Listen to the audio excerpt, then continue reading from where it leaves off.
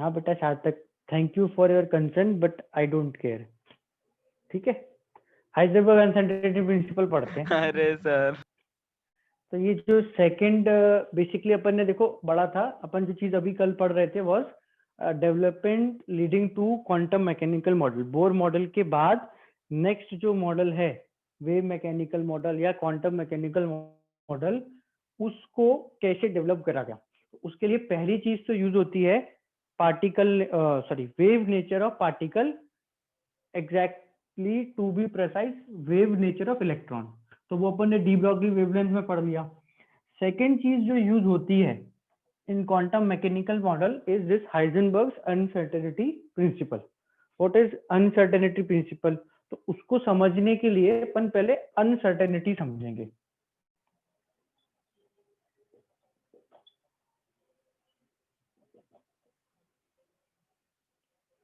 Uncertainty is basically, uncertainty दो बार N आई आ गया, अनिश्चितता है ना।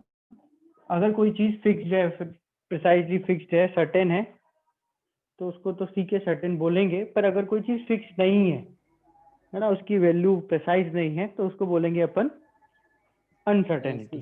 ठीक है, अनसर्टेनिटी, क्या बोल रहे थे? अनिश्चितता, निश्चित का उल्टा अनिश्चितता, अनसर्टेनिटी। तो अनसर्टेनिटी बेसिकली होती क्या है? सो जैसे फॉर एग्जांपल एक पार्टिकल की बात करते हैं। सर इसकी पार्टिकल स्पेलिंग है, क्या है? लिख ले यार, जो भी देखो क्या फर्क पड़ रहा है ना। 0.25 नंबर,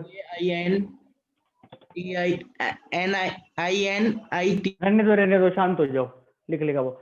मास m का एक पार्टिकल v इक्वल जितनी भी दिख रही है उस स्पीड, यानी कि बहुत ज्यादा स्पीड से चल रहा है। ठीक है, ठीक है, एक मास m का पार्टिकल v इक्वल्स, मैंने कितना लिखा है, 1 लाख मीटर पर सेकंड से चल रहा है। 1 लाख। ठीक है, इस लाइन पर हमने कुछ पोजीशंस बना रखी हैं, 1 2 3 4 5 6।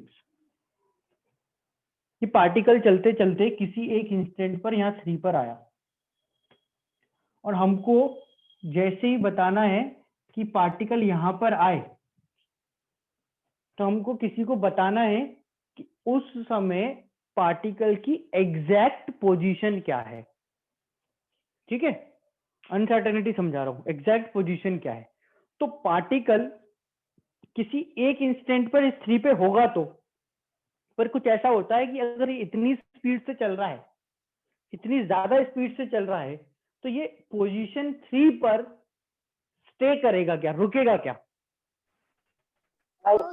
जैसे तुमने देखा कि भाई ये पार्टिकल 3 पे है और रिपोर्ट करा, उतने में तो पार्टिकल 4 को भी क्रॉस कर जाएगा। यस, कि पार्टिकल की स्पीड क्या है, बहुत ज्यादा है। तो अपन इस पार्टिकल की पोजीशन को, एग्जैक्ट पोजीशन को ना बता के कुछ इस तरह से बोलेंगे कि पार्टिकल की पोजीशन, सिंबल एक्स होता है, काइनेमेटिक्स पढ़ी थोड़ी बहुत, पढ़ रहे थे आज तुम, फॉर्मूले पढ़ाई है। हाँ, तो position X is equal to 3 ± 0.001, let say, या ज्यादा छोटी वैल्यू हो गई, 3 ± 0.1 मान लो।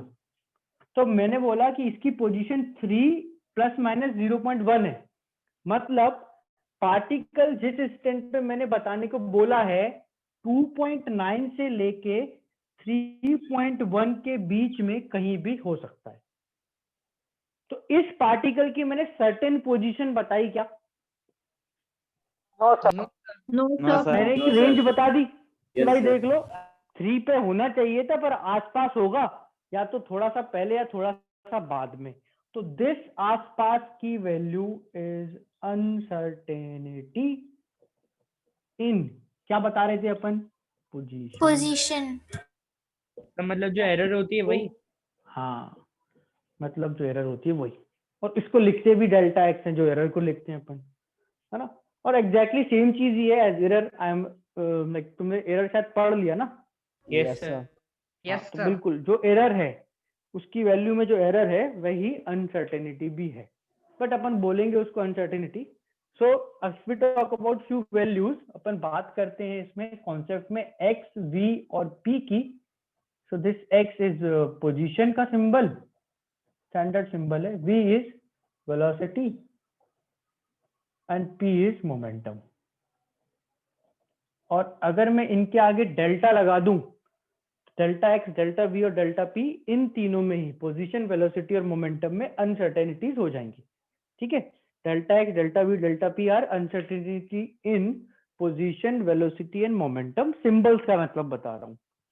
तो ये तो अपन ने समझ लिया कि अनसर्टेनिटी क्या है. मतलब अगर कोई चीज की वही वैल्यू बहुत ही रैपिडली चेंज हो रही है, वो प्रिसाइजली नहीं बताई जा सकती, तो हम एक रेंज बताते हैं. और जो रेंज है कि जितनी वैल्यू ज्यादा या जितनी कम हो सकती है, प्लस माइनस करके लिखते हैं, इज द अनसर्टेनिटी. यहाँ पे अगर कोई पूछे कि भाई व्हाट इज पोजीशन, तो क्या बताओगे? 3 plus minus 3 plus minus 0.1. Exact यही आएगा. What is uncertainty in position? 0.1. 0.1. बस 0.1. ठीक है, बस 0.1 इज द अनसर्टेनिटी, है ना. एरर है तो अपन ओरिजिनल वैल्यू नहीं बताते. एरर अगर पूछा जाता है तो अपन बस एरर बताते हैं. ठीक है, वो तो तुमने एरर में पढ़ ही लिया, right. See, so this is X, V and P, position, velocity and momentum, and उसके आगे डेल्टा लगाएंगे तो उसकी अनसर्टेनिटी हो गई. अब इसके बेसिस पे हमने क्या करना है, तो इसके बेसिस पे अपन को ये प्रिंसिपल पढ़ना है. तो right the statement of this principle. Simple छोटा सा स्टेटमेंट है, मैं डिक्टेट कर रहा हूँ, फटाफट से लिख लो. बस छोटा सा प्रिंसिपल है, इजी सा स्टेटमेंट लिख लो, है ना. That statement is according to this principle. इसके अगर नीचे लिख रहे हो तो मत लिखो ये. According to Heisenberg's uncertainty principle. If you want to write this, ये लिखो, या नहीं लिखना तो मत लिखो. इट इज, ये लिखना है पर, है ना. इट इज ऑलमोस्ट, या it is not almost, it is impossible, it is impossible to determine, it is impossible to determine the exact position and momentum, the exact position and momentum of subatomic particles. subatomic particles मैंने बताया था क्या होते हैं. जो atom के अंदर वाले पार्टिकल्स. एटम के अंदर वाले particle, electron, proton, neutron, if you want bracket में लिख सकते हो. It is impossible to determine the exact position and momentum of sub atomic particles simultaneously. Simultaneously word जरूर ऐड करना. It is impossible to determine the exact position and momentum of particles, sub atomic particles, bracket में electron, proton, neutron, simultaneously. तो Heisenberg ने बोला, simultaneously का मतलब होता है एक साथ. हिंदी में लिखना है तो लिख लो आराम से, है ना. एक साथ, एक साथ पार्टिकल का एग्जैक्ट पोजीशन और मोमेंटम डिटरमाइन नहीं किया जा सकता. कैसे पार्टिकल का? सब एटॉमिक, छोटे मास वाले पार्टिकल का नहीं किया जा सकता, है ना. उसने बोला कि एक साथ डिटरमाइन नहीं किया जा सकता, तो फिर लोगों ने बोला ऐसे कैसे, हमें तो करना है. तो बोला एक काम करो, जब देखो डिटरमाइन तो नहीं होगा, मैंने तो प्रिंसिपल बना दिया, मैं तो चेंज करूंगा नहीं, तुम एक काम करो, अनसर्टेनिटी निकाल लो. उसने ऐसे बोल दिया कि जो एग्जैक्ट पोजीशन है और मोमेंटम है वो एक साथ निकलेगा नहीं, उसमें अनसर्टेनिटी होगी. और फिर उस अनसर्टेनिटी को निकालने का तरीका बता दिया.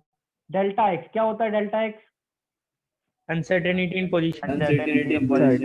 uncertainty in momentum greater than equal to h upon 4 pi. Heisenberg uncertainty principle का स्टेटमेंट था वो, और ये उसका इक्वेशन है. Uncertainty in position and momentum का प्रोडक्ट h अपॉन 4 पाई के बराबर या उससे बड़ा होगा. ये माइक्रोस्कोपिक, इनफैक्ट उससे भी छोटे नैनो लेवल के पार्टिकल्स, या नैनो से भी छोटे एंगस्ट्रॉम लेवल के पार्टिकल्स पे एप्लीकेबल है. बहुत छोटे पार्टिकल्स जिनका मास 10⁻⁻20, -25, -30 kgs में होता है ना, उनके लिए एप्लीकेबल है. अगर 1 किलो मास का पार्टिकल है उसका तो निकल जाता है. भाई तुम 50 किलो के हो, लेट्स से हाइपोथेटिकली, है ना, तो तुम कहाँ खड़े हो कोई भी बता देगा. कितनी स्पीड से चल रहे हो कोई भी बता देगा, और स्पीड और मास दोनों बताओ तो मोमेंटम भी कोई भी बता देगा। तो तुम्हारी बात नहीं हो रही है ना, एक टेनिस की बॉल की बात नहीं हो रही है, इलेक्ट्रॉन प्रोटॉन न्यूट्रॉन की बात हो रही है। तो उनकी uncertainty in position and momentum का जो प्रोडक्ट है वो कम से कम, हाँ यहाँ पे ध्यान से देखना, sign is greater than equal to, that would mean कि उनका प्रोडक्ट कम से कम h/4π से बड़ा होगा, h/4π कम से कम या उससे बड़ा, मतलब इतनी अनसर्टेनिटी तो आएगी ही। एंड मैं तुमको वैल्यू के साथ कैलकुलेशन करके दिखाऊंगा। ये जो है अपन ने जो स्टेटमेंट लिखा था उसके बेसिस पे इक्वेशन लिखी। ज्यादा जो कॉमन इक्वेशन है ना वो ये नहीं होती, वो ये होती है delta x into m delta v. मैंने मोमेंटम में अनसर्टेनिटी को एम डेल्टा वी लिखा है ना, delta x into m delta v greater than equal to h/4π, m को नीचे ले गए और सेकेंड इक्वेशन लिखी delta x into delta v greater than equal to h/4π। ये ज्यादा कॉमन है, मतलब स्टेटमेंट मोमेंटम में है, पर जो इक्वेशन है उसमें वेलोसिटी ज्यादा कॉमन है, क्योंकि किसी को भी तुम चीज का मोमेंटम बताओगे और वेलोसिटी बताओगे तो वेलोसिटी गिव्स अ मोर बेटर आइडिया कि अच्छा वो पार्टिकल कैसे मूव कर रहा है। मोमेंटम से भी पता चल ही जाता है, बट मोमेंटम में मास इंक्लूडेड है ना, तो velocity gives a better idea. That's why अपन ने यहाँ पे एक delta x into delta v भी लिखा है। तो what is delta x? Delta x क्या है? Uncertainty. Uncertainty in a position. Uncertainty in velocity, वो भी है उसमें का, उसका भी प्रोडक्ट h/4πm से कम ज्यादा होगा। ठीक है ना, right? Uncertainty in position into velocity is greater than equal to h/4πm। Now अगर अपन चेक करें तो अनसर्टेनिटी की जो वैल्यू है delta x delta v in general is inversely proportional to m। वैसे तो प्रोडक्ट है और इक्वेशन है, बट वो इनवर्सली प्रोपोर्शनल टू m दिख रहा है, m नीचे है तो delta x delta we inverse two m है ना। तो मतलब Yes sir. मास, जो मास है वो जितना ज्यादा होगा, मास कभी कांस्टेंट नहीं रहा देन, तो फिजिक्स में बताएंगे कैसे मास चेंज होता है, वेरिएबल मास पढ़ाते हैं फिजिक्स में। एक रेत की बोरी टांग देंगे एक कार पे, वो चल रही होगी तो उसमें से रेत गिरेगी तो मास बदलता रहेगा। सर तुमको बताएंगे कि उसका अनसर्टेनिटी कैसे निकालना है। नहीं समझ आए तो मेरे से पूछ लेना, मैं भी बता दूंगा, अभी थोड़ी बताऊंगा। अभी तो इलेक्ट्रॉन है, मास फिक्स है ना। ये जो वैल्यू है मास के बढ़ने के साथ साथ कम होगी, भाई जितना मास ज्यादा उतना डेल्टा एक्स डेल्टा वी कम, और डेल्टा एक्स डेल्टा वी कम होने का मतलब अनसर्टेनिटी कम। और अगर ये वैल्यू एक्सट्रीमली छोटी हो गई, बहुत ही छोटी हो गई, तो अनसर्टेनिटी बहुत कम होने का मतलब पोजीशन और वेलोसिटी क्या हो गई? सर्टेन हो गई। सोच के देखो भाई, अनसर्टेनिटी अगर बहुत कम है, अनसर्टेनिटी अगर बहुत कम है तो पोजीशन और वेलोसिटी क्या है? सर्टेन है। आ रही बात समझ में? Yes, sir. मतलब सर पोजीशन के बहुत क्लोज हो जाएगा ना। हाँ, मतलब जो तुम रिपोर्ट करोगे, यानी कि अगर मैं तुमको बोलूं कि भाई ये 3.3 प्लस माइनस 0.1 नहीं है, ये है 3 प्लस माइनस 0.000000001। अब बताओ पोजीशन क्या है? बोलेंगे आला सारा 3 है। हाँ ठीक है, चलेगा तुम्हारा, तुम मत दिमाग लगाओ, पोजीशन 3 है। हाँ, तो मतलब अनसर्टेनिटी जितनी छोटी हो जाएगी उतनी पोजीशन सर्टेन हो जाएगी। ठीक है ना? तो अगर अपन इसमें एक बार के लिए ट्राई करके देखें कि एक्चुअली ये अनसर्टेनिटी किस रेंज में कितनी आती करती है, तो वो ऐसे देखो करते हैं। अपन एक एग्जांपल, एक वैल्यू का रफ कैलकुलेशन करते हैं, ऑर्डर निकालते हैं। क्या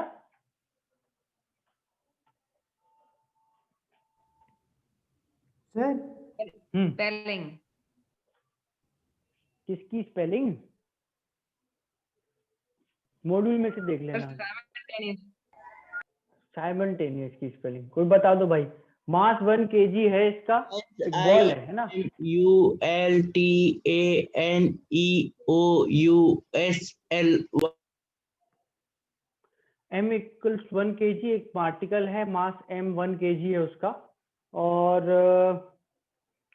बस अनसर्टेनिटी इन पोजीशन और equals to uncertainty in velocity. एक 1 kg की बॉल है, उसकी मास, उसका मोमेंटम, सॉरी उसकी पोजीशन और उसकी वेलोसिटी में अनसर्टेनिटी सेम है। ठीक है, तो अपन को इसकी वैल्यू निकालना है। एग्जाम्पल है, रफ आइडिया लगाते हैं। अगर अनसर्टेनिटी इन पोजीशन और वेलोसिटी सेम हुई तो अप्रोक्स वैल्यू कितनी आएगी। देखो मैंने क्या करना है, यहाँ ध्यान देखना एक और चीज कि ये अपन जो इक्वेशन लिख रहे हैं इसके अकॉर्डिंग अनसर्टेनिटी कम से कम h/4π या h/4πm से बड़ी होगी, है ना। पर अगर कोई बोले नहीं बड़ी हो गई वो तो ठीक है, तुम वैल्यू बताओ, तो भाई अगर ये वैल्यू मान लो मैंने तुम्हें h तुम्हें पता है ये 4π पता है, m बता दूं और डेल्टा v बता दूं, m बता दूं और डेल्टा v की वैल्यू बता दूं, तो डेल्टा x निकाल लोगे। अगर मैं m और डेल्टा v बताऊं, Yes, sir. अब देखो इसके हिसाब से delta x h/4πm delta v से बड़ा होगा ना, पर वो कितना बड़ा होगा वो किसको पता है। मैं बोल रहा हूं कि ये तो ग्रेटर देन इक्वल टू है ना, तो जब भी कैलकुलेशन करो टेक इक्वल टू। समझ में आ रही है बात? जब भी कैलकुलेशन करो टेक इक्वल टू, उससे मिनिमम निकलेगी। उससे मिनिमम निकल जाएगी। फिर अगर बड़ी होगी तो ठीक है चलेगा, रूट मिनिमम। सर लेकिन इनइक्वालिटी से क्यों नहीं निकाल सकते हैं? बेटा इनइक्वालिटी से रेंज आ जाएगी, है ना। और केमिस्ट्री वालों को इतना थोड़ी समझ आते कि अच्छा इससे बड़ी तो कितनी बड़ी, पर रेंज इतनी में बड़ी से नहीं सर हुई मिनिमम तो बता फिर क्या देंगे। करेंगे, तो मिनिमम बता दो शाम को। रेंज में से ये मिनिमम है। बता सकते हैं ना। बेटा रेंज की मिनिमम वैल्यू इक्वल रख के ही तो आएगी। रूट हाँ यस सर आ गया। Yes, sir. Pi into 2। हाँ तो बेसिकली अपन एक्चुअल कैलकुलेशन कर लेते हैं, एक बार करके देखते हैं वैल्यू निकल कितनी रही है। तो अगर मैं डेल्टा एक्स और डेल्टा वी की जगह सिंपल डेल्टा एक्स ही रख दूं, तो delta x into delta x equal to h/4πm, ये होगा डेल्टा एक्स का स्क्वायर इक्वल टू वैल्यू रखो 6.62 10⁻34 अपॉन 4 इंटू पाई 22, या चलो एक काम करो वैल्यू रख देते 4 इंटू 3.14 इंटू m तो 1 है केजीज में, right. So this is 662 into 10⁻32, ऊपर नीचे 100 से मल्टीप्लाई डिवाइड कर दिया,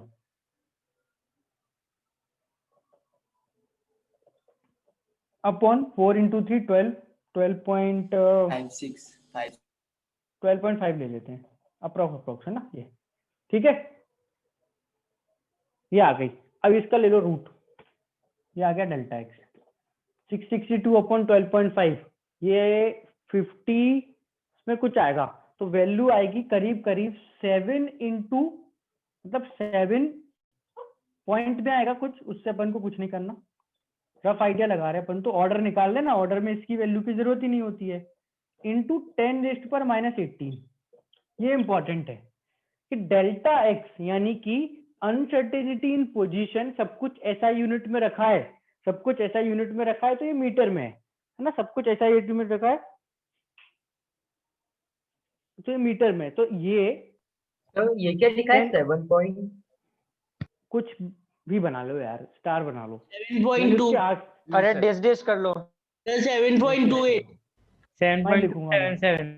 मैंने को नहीं लिखना, मैं तो स्टार ही बनाऊंगा, इंटू 10⁻18। ये इसका ऑर्डर है, 10⁻18 ऑर्डर है, मतलब एक 1 kg की बॉल अगर फ्लैट से इतनी बड़ी है ना, इतनी बड़ी बॉल की पोजीशन में अनसर्टेनिटी है 10⁻18, ये तो नेग्लिजिबल है, ये तो कुछ भी नहीं है, तो मतलब उसकी पोजीशन क्या है, सर्टेन है। बात समझ आ रही है? Yes sir. ठीक है। Yes sir. अब यही सेम चीज अपन एग्जैक्टली सेम कैलकुलेशन करते हैं, लेट्स Excuse me, से sir. इलेक्ट्रॉन। हाँ बेटा। सर ये मेरा बीच में थोड़ा नेट लैग हो गया था, ये आपने स्टार क्यों बना रखा है? ये मैंने कैलकुलेशन करने में अलग दिखाया है। अच्छा ओके सर। उस इलेक्ट्रॉन के लिए भी डेल्टा एक्स और डेल्टा भी सेम है। हाँ तो भाई किसी को भी लगेगा ना कि अच्छा ये क्या आ गया भाई, वो नया नंबर आ गया क्या, मुझे लग ही रहा था केमिस्ट्री में ऐसा कुछ हो सकता है। जैसे ही वो नंबर गया कम बढ़ उसका जाएगा। नया नंबर आ गया, बेचारा कंफ्यूज हो जाएगा।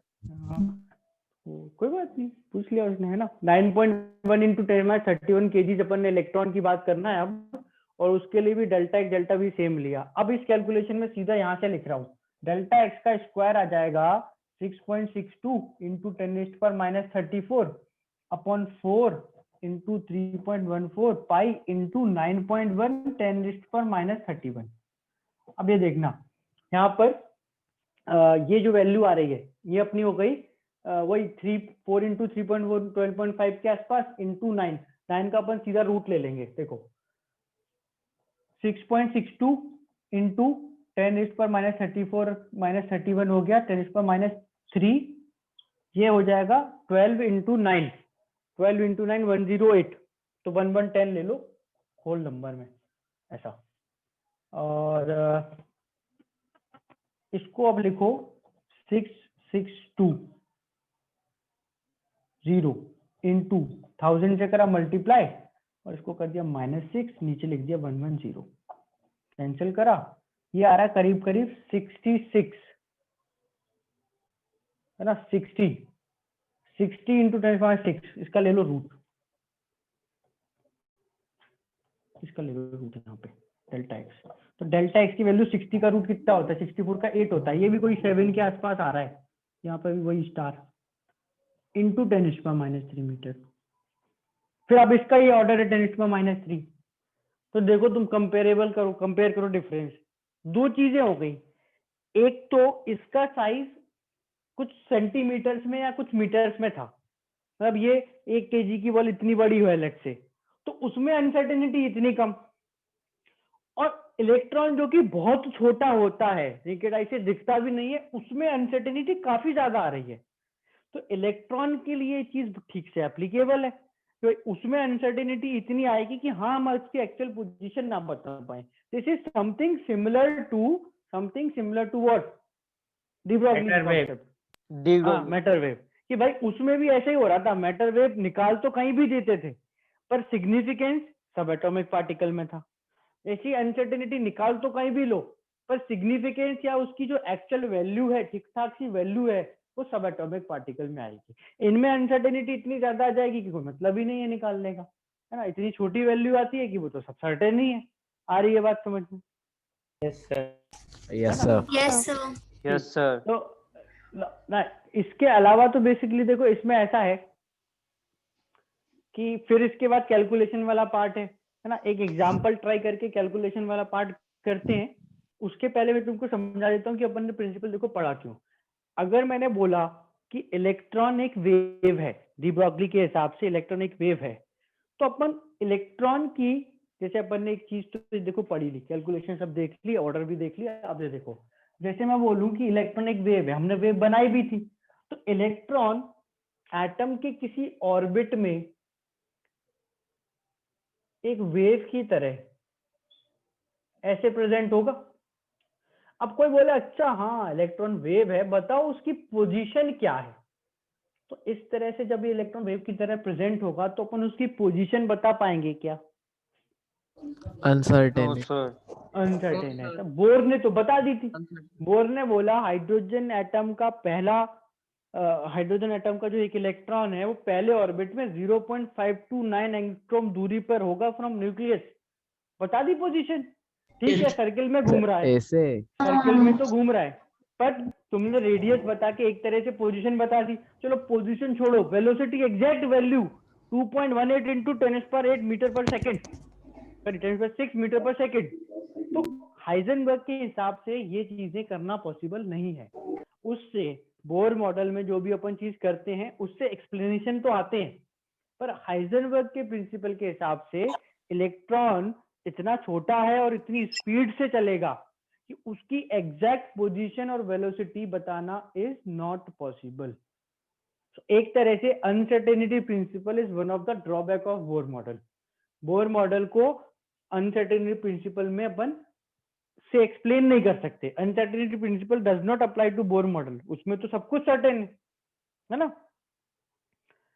राइट। तो this is the like basic idea कि अब अपन इलेक्ट्रॉन को जब वेव बोलेंगे तो एक, क्योंकि मैटर वेव का कॉन्सेप्ट है, इलेक्ट्रॉन वेव होगा भी, और प्लस उसकी पोजीशन और जो वेलोसिटी वो सर्टेन भी नहीं रहेगी। इस तरह से वेव अगर एक रीजन में प्रेजेंट है तो ना तो पोजीशन सर्टेन है ना वेलोसिटी सर्टेन है, तो फिर अनसर्टेनिटी प्रिंसिपल लग जाएगा। क्या हो गया अथर्व? माइक ऑन करो, बोलो क्या हो गया?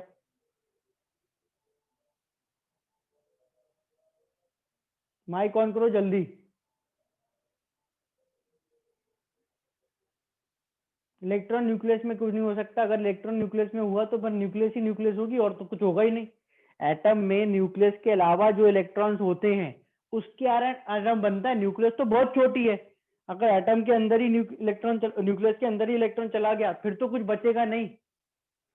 बाकी लोगों को बोर्ड सबको सही दिख रहा है? Yes, Yes, sir. sir. Yes, sir. Back. चलो right. So this is something will discuss next class onwards. आज अपन इसका अनसर्टेनिटी का एक क्वेश्चन कर लेते हैं। सिंपल सा एक क्वेश्चन है।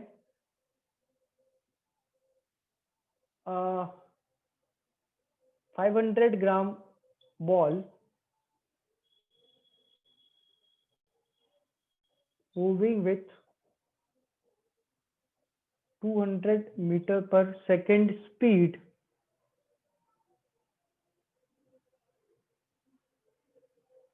with 0.01% accuracy.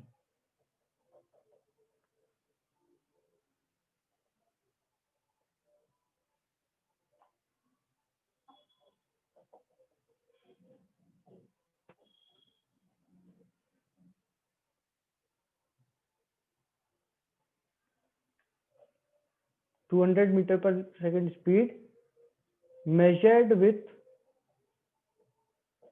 0.01% accuracy.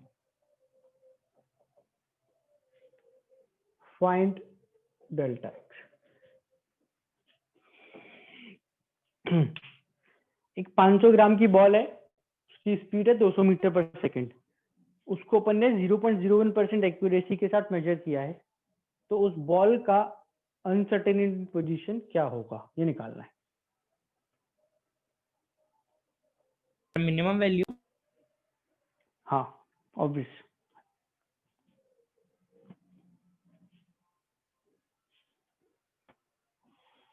Delta h/4 pi m delta v 6.62 10 raised to power minus 34 4 pi 3.14 m 0.5 delta v। यहाँ नेक्स्ट नंबर क्या आएगा? 0.0 0.199.9. नहीं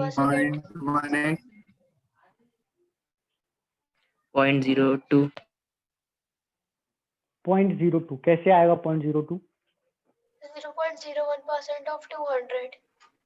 yes 0.02 तो डेल्टा v is बट वो तो एक्यूरेसी है, एक्यूरेसी ही तो एरर होता है। अनसर्टेनिटी। ग्लास आधा खाली आधा फुल वाला एग्जांपल सुना है तुमने? No, sir. नो सर बता दो। सुना लो। दो बहुत ही बुद्धिमान बंदे जिनको इंग्लिश में इंटेलेक्चुअल्स बोलते हैं वो बैठे थे। उनके सामने एक ग्लास था जिसमें 1 लीटर के ग्लास में आधा लीटर पानी था। उन लोगों से पूछा क्या बताओ ग्लास भरा है या खाली है? तो एक इंसान ने बोला ग्लास आधा खाली है, एक इंसान ने बोला ग्लास आधा भरा है। उनमें से एक को बोला कि वो ऑप्टिमिस्ट है, एक को बोला कि वो पेसिमिस्ट है, एक को बोला कि वो आशावादी है, एक निराशावादी है। जिसको ग्लास आधा खाली लगता है वो निराशावादी है कि भाई उसको इससे भी परेशानी है कि ग्लास में आधा पानी है। जिसको ग्लास आधा भरा लगता है वो आशावादी है, उसको लगता है कि ठीक है आधा तो भरा है ना। तो एक्यूरेसी और एरर में एक वैसे ही डिफरेंस होता है। कोई बोल रहा है कि इतना परसेंट ही एक्यूरेट है और कोई बोल रहा है कि इसकी मेजरमेंट में इतनी गलती है। तो it is one and the same thing. तो जब तुम डेल्टा वी निकालोगे तो विल टेक 200 यानी कि v का 0.01% विच इज 0.02। ये 0.02 रखो और डेल्टा वी और डेल्टा एक्स यहाँ पे आ जाए। क्वेश्चन बस ये वैल्यू सही से रखने के लिए करवाया है। निकाल के देख लेना, आंसर तो फिर आ ही जाएगा। But mass in KGs and delta we रखना है irrespective of whatever is given. आप डेल्टा वी रखोगे तो दो ही तरीके होते हैं, या तो सीधा डेल्टा वी दिया होगा जैसे अपन ने यहाँ पे ले लिया था एक आध केस में, या फिर अपन को वेलोसिटी और उसमें एक्यूरेसी या उसमें एरर दिया होगा। बात समझ आ रही है? Yes, या sir. तो सीधा डेल्टा वी दिया 4.14 into 10 to the power minus 33. Delta m क्यों नहीं लिखते sir? Delta n m sir, m जो क्यों क्यों नहीं लिखते? यस सर, क्योंकि मास अपन को गिवन रहता है, फिर पता रहता है मास में कभी गलती नहीं हो सकती, एरर नहीं। ऐसा थोड़ी इलेक्ट्रॉन तुम्हारी तरह खाना खाएगा मास बढ़ जाएगा, है ना? उसका मास तो जी सर। कांस्टेंट है ना, तो भाई जिसमें जिसका मास कांस्टेंट है उसमें एरर कैसे लिखेंगे अपन? उसका डेल्टा कैसे लिखेंगे? मास तो फिक्स्ड वैल्यू है। ओके, फिर तो मास को हमेशा एम ही लिखेंगे, डेल्टा एम नहीं लिख हाँ। सकते कभी। हाँ, यस कितनी आ रही है value? Sir 4.1 into 10 to the power minus 33 metre. 4 नहीं यार, 5 आएगी यार। Sir 5.2 into 10 to the power minus 33 5.2 into 10 की power minus 33 minus 33 yes sir। चलो ये भाई ज्यादा वोट मिल रहे हैं, इसको ये ले लेते हैं। वैल्यू से अपन को इतना कुछ लेना देना नहीं था, मैं तुमको डेल्टा वी सही से रखना बस बता रहा था, दैट्स मोस्ट इम्पोर्टेंट, ये करना है ध्यान से, ठीक है? Yes sir. राइट, तो मोरलेस हाइजेनबर्ग अनसर्टेनिटी प्रिंसिपल बहुत ज्यादा बड़ा तो है नहीं कॉन्सेप्ट, छोटा सा कॉन्सेप्ट है। बस इससे ये हो जाता है कि इसको करने के बाद हम इलेक्ट्रॉन को किसी एक पोजीशन पे फिक्स नहीं बोलेंगे, और दूसरा इसका पिछला जो प्रिंसिपल है उसके अकॉर्डिंग अपन इलेक्ट्रॉन को वेव बोलेंगे। अब ये दोनों अपन ने जो प्रिंसिपल पढ़ लिए है ना, तो अपन बोल सकते हैं कि भाई इलेक्ट्रॉन जो है वो वेव है और पोजीशन सर्टेन नहीं है। तो फिर आ जाएगा अपना नेक्स्ट मॉडल, राइट? अब आ जाएगा अपना नेक्स्ट मॉडल ऑफ एटम। तो अपन नेक्स्ट मॉडल ऑफ एटम पढ़ने से पहले क्वांटम नंबर्स पढ़ेंगे नेक्स्ट क्लास ऑनवर्ड्स। हाँ, ऐसा यूनिट है, सब कुछ ऐसा यूनिट में रखा है, केजी में रखा है, मीटर्स में रखा है, मीटर पर सेकंड में रखा है, तो ये मीटर में आएगी। नेक्स्ट क्लास में अपन डिस्कस करेंगे क्वांटम नंबर्स, स्टार्ट करेंगे, एक क्लास में तो नहीं होगा, डिस्कस दैट, राइट? चलो सर सर एटॉमिक स्ट्रक्चर में तो सर वहाँ पे कंप्लीट लिखा हुआ था पोर्शन में, तो सर फिर अपना तो आधा ही हुआ है ना। हैप्पी दिवाली तो your syllabus is always whatever is covered in class. Okay sir. Sir हाँ बेटा सर हैप्पी दिवाली। हाँ, happy Diwali to all. Sir आपको दिवाली की हार्दिक शुभकामनाएं। बहुत शुभकामनाएं सर, दिवाली की हार्दिक शुभकामनाएं। Class is done, whoever wants to leave कर सकते हो।